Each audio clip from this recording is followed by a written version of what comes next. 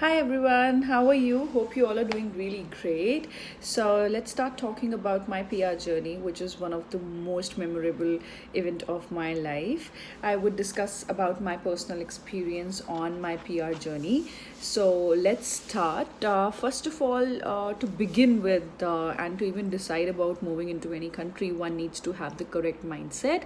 You need to be really, really patient. You need to have a lot of perseverance, and you need to have a lot of positive attitude. So you need to have three P's, that is patience, that's perseverance, and positive attitude even the moment you start applying for PR.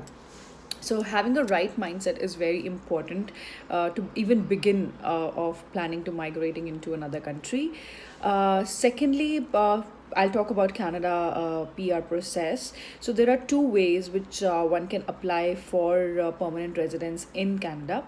One is express entry, which is also commonly known as EE, and second is PNP, which is provisional nomination program. So you can people who are meeting the CRS score, which I will be talking about in next few minutes, generally opt for express entry because it's a faster processing, which might take up to 6 to 9 months for your file to get processed.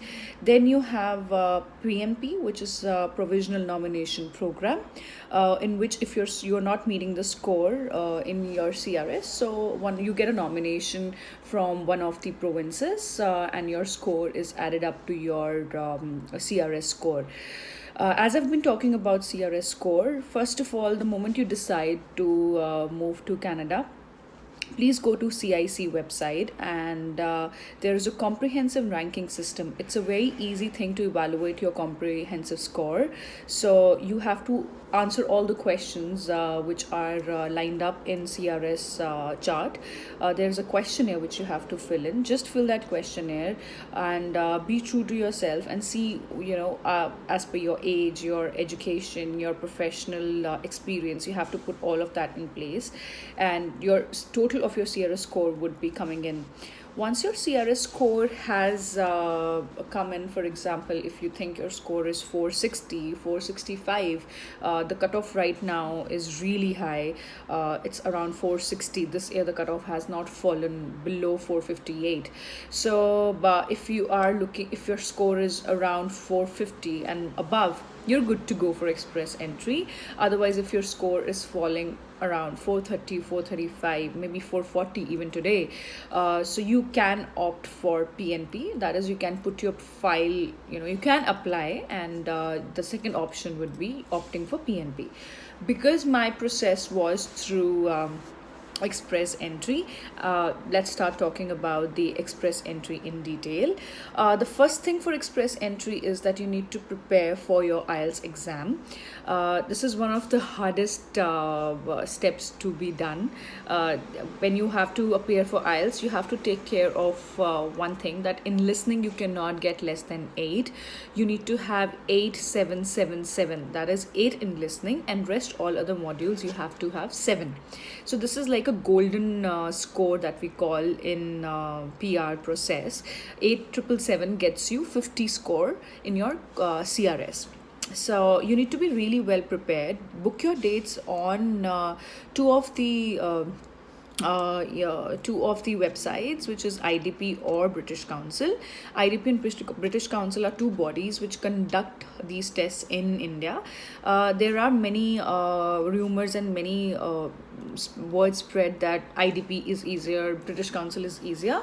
I would say they are just bodies which are conducting the exam. The exams are totally the same. Yes, I had my experience with IDP 2 years back when I gave IELTS academic, and they are little unorganized, I would say. They are slow in their centers and the processing of the exam. So I opted for British Council when it came to going in for my IELTS. So I appeared for my journey started with my discussion with my husband on honeymoon about his Canadian dream, and that's how we started to apply and put our brains into it. My husband was really not keen on to applying towards Canada PR because he thought it's a very tedious process. Me being having all the three P's with me, I was motivated to get this done. Then we started. I started preparing for my IELTS. I gave my first IELTS in the month of May, and unfortunately, my score was. Not that great. I got 7.5 in listening, and in all other modules I was good, but then 7.5 in listening means you do not get the golden score. And I was, when I calculated my ITA with that score, I was at 397. And when I gave my first IELTS, I was quite disheartened that I have to prepare for next IELTS. So the first tip here would be that please prepare really well. I was under the impression that I know good English, I speak good English, I would not have a problem in doing IELTS, but that's now how it is. You have to be really well prepared about all the modules, about the process. Listening is the hardest, I would say. Why? Because it's not difficult to understand what they're saying, but it's very difficult to keep your concentration while the other person is speaking on the headphone, and you have to just keep writing your answers. So please practice your listening very, very, very carefully. And writing also is one of the concerns that people have. Practice more of letters, read a lot so that your writing skills improve.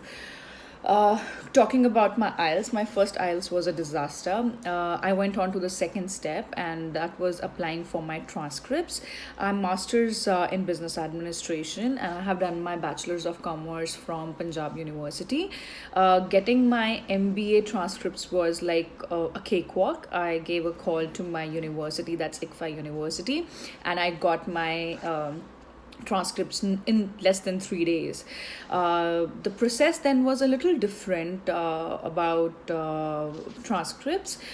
Initially, before India, if I'm not wrong, when I applied in April 2018, transcripts could be also sent to your agents, that's your consultant, or they could directly be sent to your WES, that's World Education System. So now WES has gone very strict. They do not want the transcripts to go at any other address apart from WES. So the transcripts have to be sent directly from your college or university to WES. So I got my transcripts delivered at my place for my MBA. The hardest part was to get transcripts from Punjab University. I had to struggle a lot because I was at that point of time working in Delhi and married in Delhi. So they wanted somebody to be present to give the draft. So there is an amount that you have to pay for your transcripts. For my MBA transcripts, I paid around 850 rupees, and for my Punjab University transcripts, I paid around 2150. So I sent somebody from my home to give the draft and to get my transcripts. My transcripts from Punjab University took the longest. It almost took 2 months for the transcripts to come in. So I applied for the transcripts in the month of beginning May, and I got it in the end of June or maybe first week of July. Once my transcripts were in place, I went ahead with my WES evaluation. It's a very easy process. WES is a very self-understanding website. You need to go on the website, log in your details, submit your reports, your transcripts, and there is an amount that you have to pay.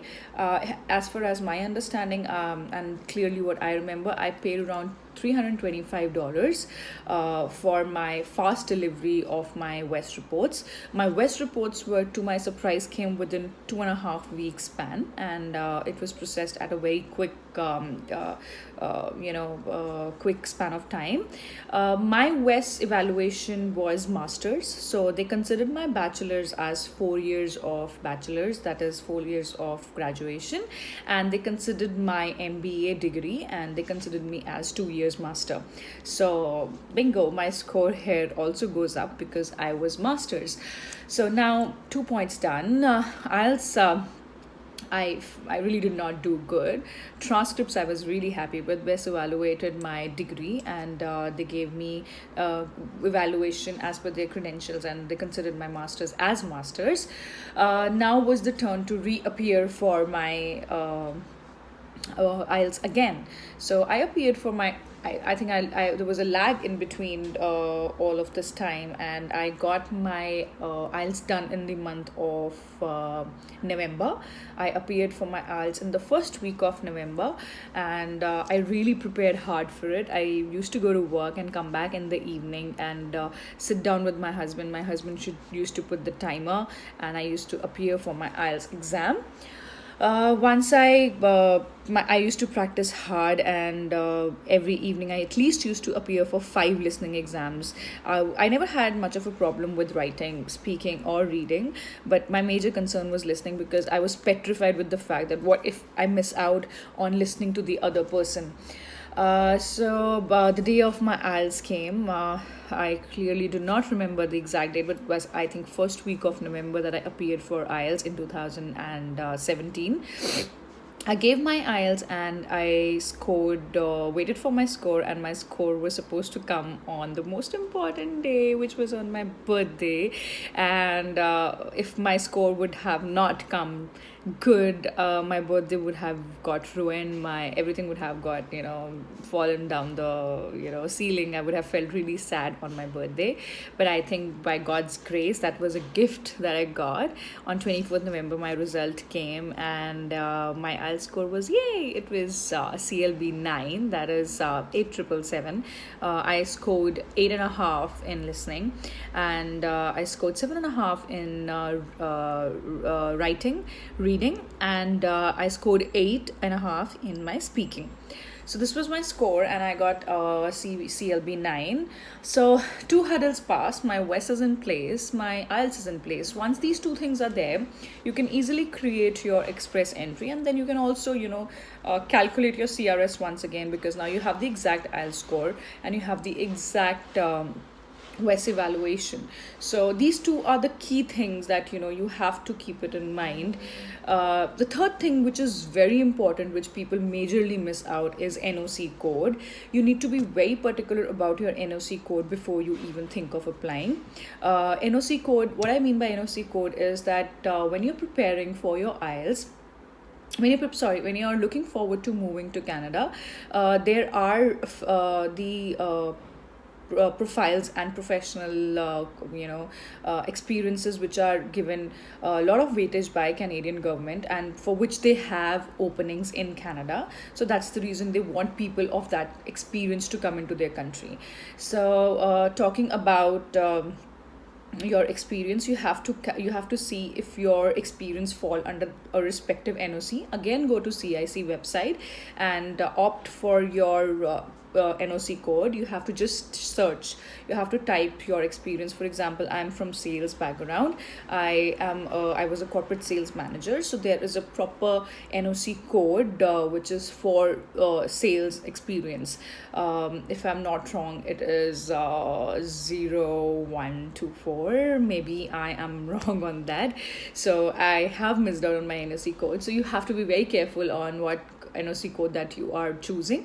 Once all three things are in place, you can either create your own express entry profile. For me, I opted for Landmark Immigrations, and they applied on my behalf. I would also touch upon this topic that many people say all consultants are corrupt, they do not help you and they do not assist you. I agree and I disagree also. Yes, there are people and consultants who are duping innocent people who do not have awareness about PR processes into various countries, but there are also consultants who are genuinely true and towards their work and do not want to fool people around, and Landmark Immigrations was one of them for me. They did not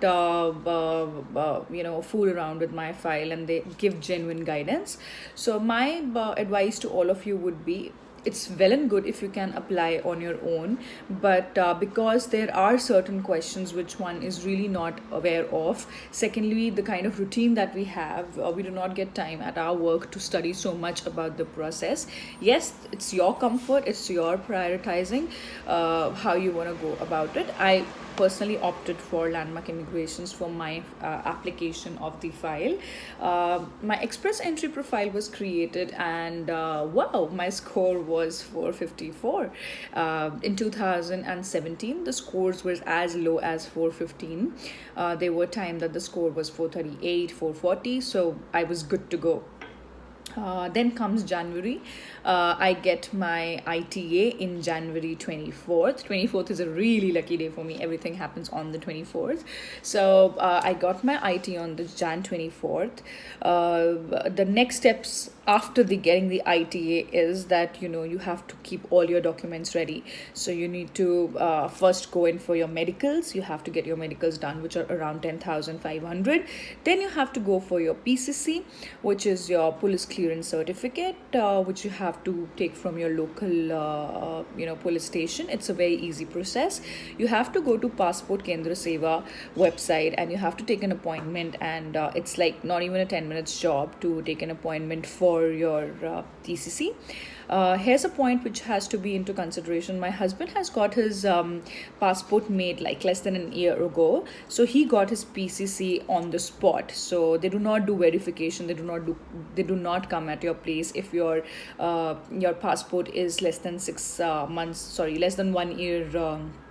Old, so they give you on spot PCC. My passport was an older passport, so they came at my place to do my verification, and my PCC was in place in less than 10 days, I would say.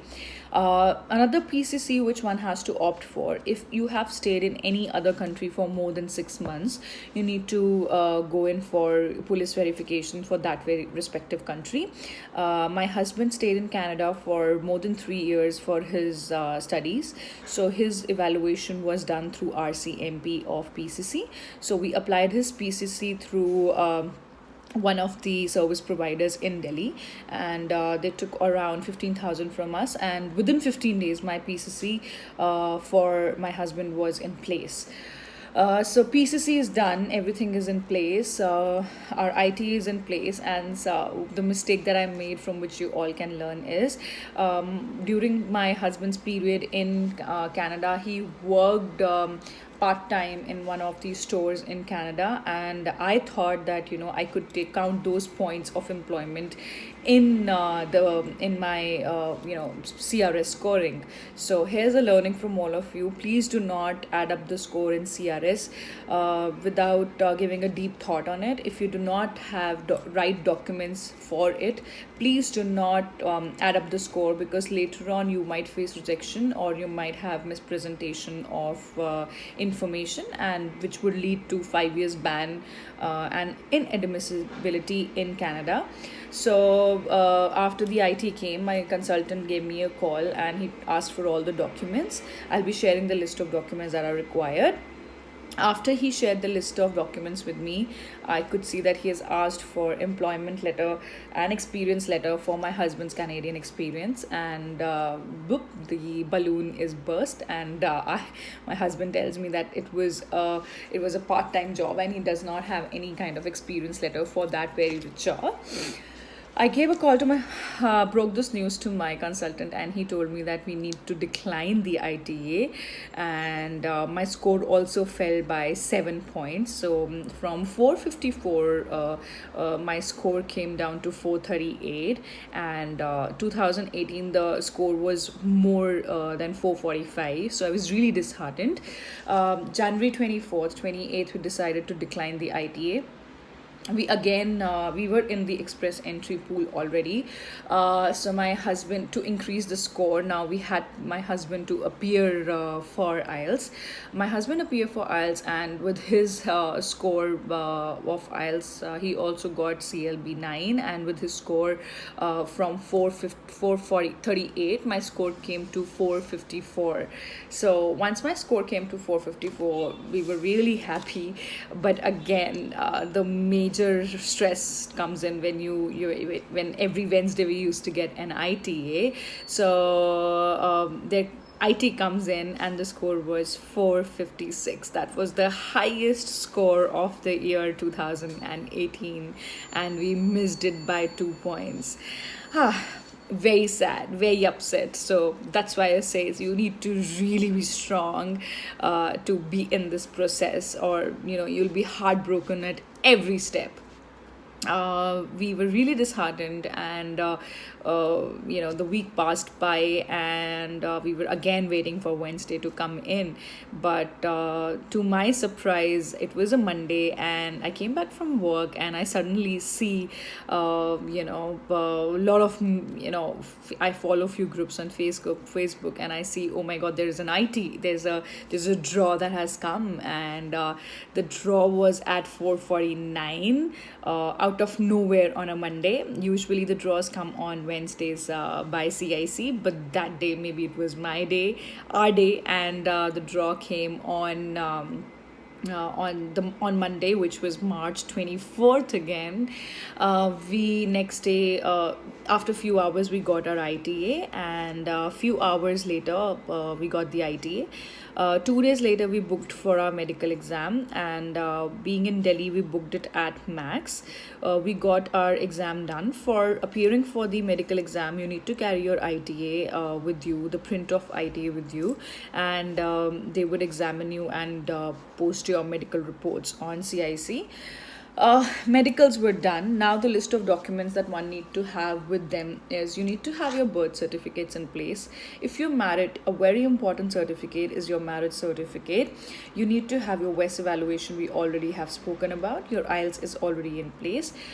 You have to keep proof of funds. I would suggest that the moment you decide to move to Canada, you need to keep proof of funds in place from that time, because this entire process takes a lot of time. So by the time you actually get the ITA, you have already crossed 4 5 months or maybe 6 months or more in getting your documents collected. So if your money is lying in the account from past 6 months, that is, you're sorted.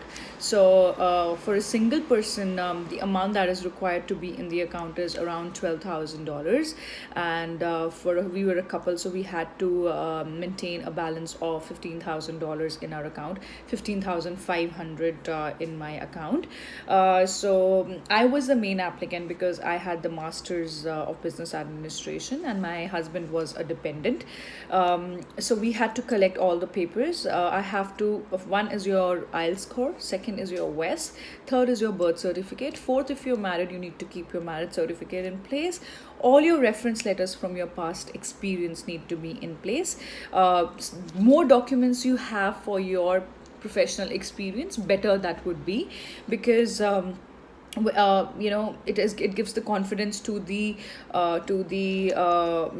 agent who is checking your file, that this is more authenticated. So the papers that we submitted were reference letters from our past companies.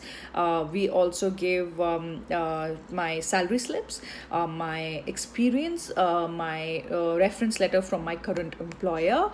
Then I submitted bank statements clearly circling the salaries that were coming in every month for all the past experiences and the companies I worked for. So that added as an additional proof of my professional experience. That this is the most important document that you have to be careful about, because this is where your eligibility to Canadian PR actually comes in place. That is the NOC code. So your all the documents, your jobs responsibilities which you mention on the offer letter should be in coherence with your NOC code, and the job and responsibility mentioned under that NOC code. Everything done. We gave all the references. And also, one thing you have to be very careful about is that there should not be a gap of even a day when you are writing in your personal history. So from 2018 September to 2019 October, you were, free and you were not working. You have to be, say that you were unemployed, or you were, looking for another job or something. So you have to mention everything, so they should know your past 10 years history of what you have been doing. So you have to be very particular there. Please do not miss out any date or any year or even a gap of 6 months or 3 months. Please mention it very carefully. That's the reason my consultant here was really helpful, and we kept studying again and again about our profile before submitting it, so that we were on point with it. um, Going ahead, I would say this is the process of PR. The major struggle starts now. That is your application date, which usually every PR person who has applied, and PR aspirant, immigrant, would know what AOR is. That's the day when you submit your file, you submit your papers. So our AOR was April 2018, and the real struggle started from there on for us, because you have to have a lot of patience to wait for the result to come in, because you have done everything. Now the ball is in the other person's court. So this was the most crucial phase of our lives, I would say, and for every aspirant of express entry. So we applied. Our everything really quickly happened in the very first month of our AOR. We went from medicals to our background checks being started in the very first month. So after a month, everything looked very, very seamless with our process. And again, the balloon burst, and we kept waiting, and our PR never came. Our file was don't know stuck where and what happened to our file. And the we waited for almost 1 year, 1 month for our PR to come in. And the happiest day of our lives was 30th April, when we finally got our PR in 2019. But there are people who have got PR in less than 4 months, that is 3 months. There are people who have got their PR in 6 months. There are people who have got their PR in 9 months, and there are people who have got their PR in 1 year, like us. So depending on your travel, depending on your work experience, your NOC code, on your documents that you've submitted, every case is different. So please do not compare your case with anybody else. Finally, I am sitting here in Canada and discussing about my PR journey. Please post in more questions about any query that you have with regards to the PR process. I'll be more than happy to share. I will talk more in detail about your comprehensive ranking system in my next blog. Please post in your questions. Please subscribe to my channel, and keep liking and keep viewing. And